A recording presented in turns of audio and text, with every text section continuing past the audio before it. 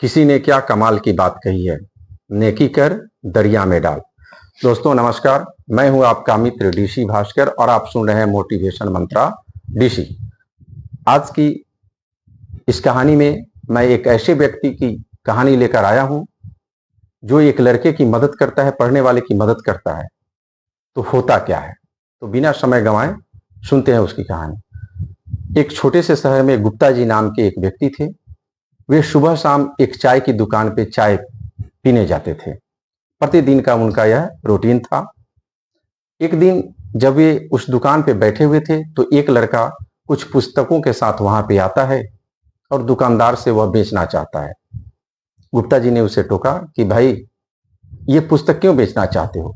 तो उस लड़के ने जवाब दिया, सर मुझे परीक्षा फॉर्म भरनी है और मेरे पास पैसे कम पड़ रहे हैं, इसलिए मैं इसे बेचना चाहता हूं। गुप्ता जी ने कहा, बेटा ये पुस्तक तुम्हारे काम की है, इसे रखो, पैसे का जुगाड़ हो जाएगा।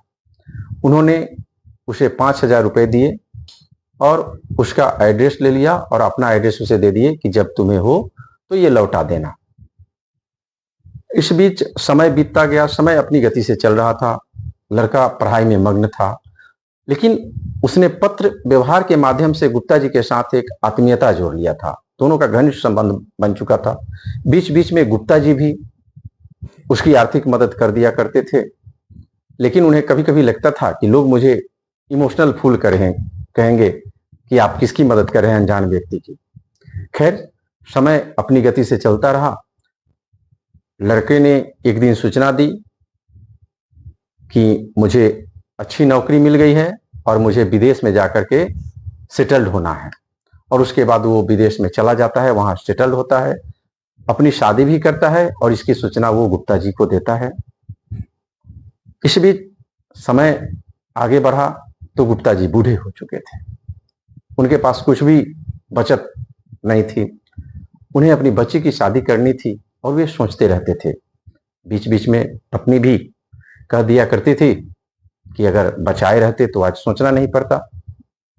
उन्हें ऊपर वाले पे भरोसा था और पत्र व्यवहार के माध्यम से इसकी सूचना उस लड़के तक भी पहुंच चुकी थी। दोस्तों गुप्ता जी एक दिन दरवाजे पे बैठे हुए थे तो एक डाकिया आता है और उन्हें एक रजिस्ट्री देता है। और जब ये रजिस्ट्री खोल कर देखते हैं तो आश्चर्यचकित रह जाते हैं।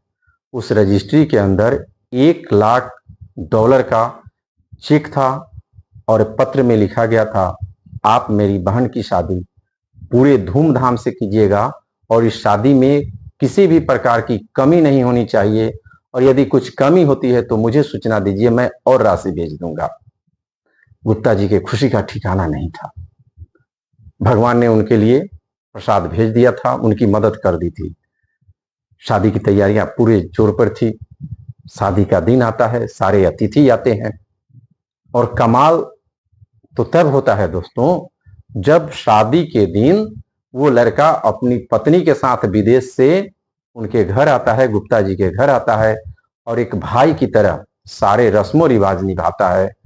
और तब तक नहीं जाता जब तक सारे बाराती और सारे अतिथि चले नहीं जाते हैं। और जाते वक्त वो दोनों पति पत्नी गुप्ता जी से कहता है, जब भी आपको जरूरत पड़े इस बेटे को जरूर याद कीजिएगा, मैं एक पैर पे खड़ा रहूंगा आपके लिए।